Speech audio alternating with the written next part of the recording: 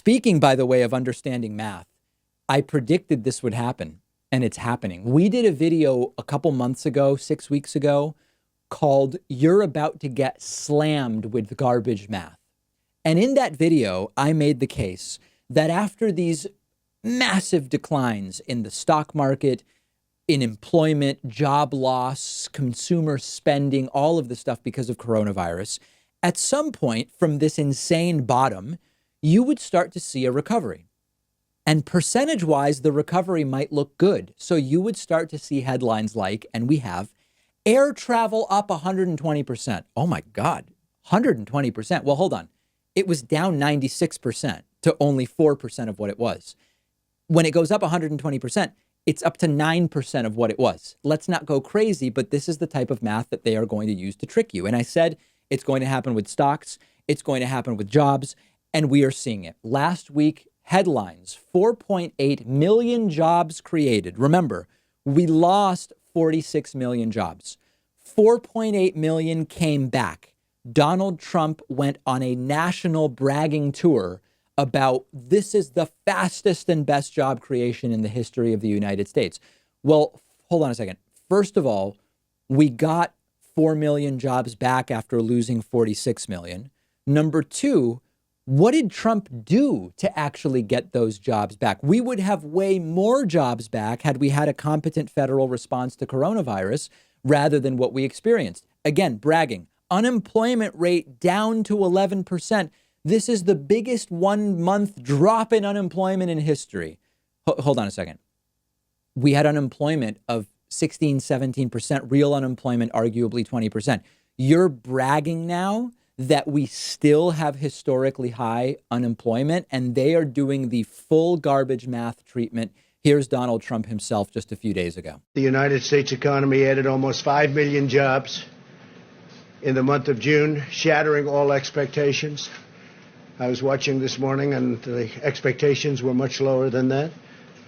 The stock market is doing extremely well, which means to me jobs. That's what it means, jobs. This is the largest monthly jobs gain in the history of our country. The unemployment rate fell by more than 2 percentage points, down to just about 11%. We're down to the 11% number. We started at a number very much higher than that. As you know, we broke the record last month, and we broke it again this month in an even bigger way. This news comes on top of May's extraordinary jobs report. The largest job gain in history. Well, it sounds like things are going pretty well, right? Oh, wait a second. We lost 46 million jobs before gaining 4.8 million jobs. Now, I think this is a good time to remind you, I want a good economy. I don't want any jobs lost in order to hurt Donald Trump politically. I don't want any coronavirus cases or deaths to hurt Donald Trump politically. The reality is, of course, employment is still well below the pre-pandemic level. We are obviously still in a huge, huge hole, 15 million fewer jobs in June than in February. The unemployment rate is down most recently from 14.7 to 11.1. At 11.1, it is still higher than at any time since World War II. And again, there's a reporting error that continues to plague these numbers. The real number is 12.1. The data from before, this data is from before the spikes that we've seen in Arizona and Texas and others. Texas is sort of softening their opening, telling a lot of people that they should stay home. So let's see where things look in another month or two if the pandemic continues to explode. And, you know, the realistic expectation is we would see slow improvement to the numbers as we get closer to the end of 2020. And we are in all likelihood going to start 2021 in a significantly worse position than we started 2020. That's the reality. So do not fall for the garbage math. What I think is missing from a lot of these analyses is the economy can't fully recover mathematically until the pandemic is under control. What I mean by that is until people get all their earnings back, they don't have the money to buy stuff at the rate at which they were previously. That's just math. It's simple math. If you don't have as much money as you did before, you can't spend as much money as you were spending before.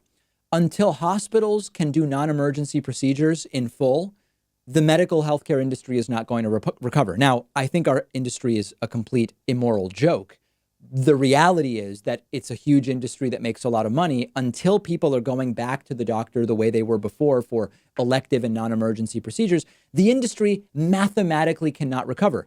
Until dine-in and dine-out restaurants are fully open and safe, restaurants can't recover. It's just math. If people aren't going back and the capacity is diminished, the industry cannot recover. It's just simple arithmetic.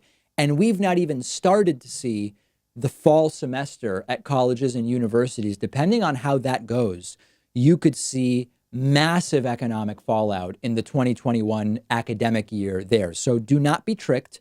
I want things to recover as quickly as possible, but until we actually have the pandemic under control, from a straight up math perspective, it cannot happen. It simply cannot happen.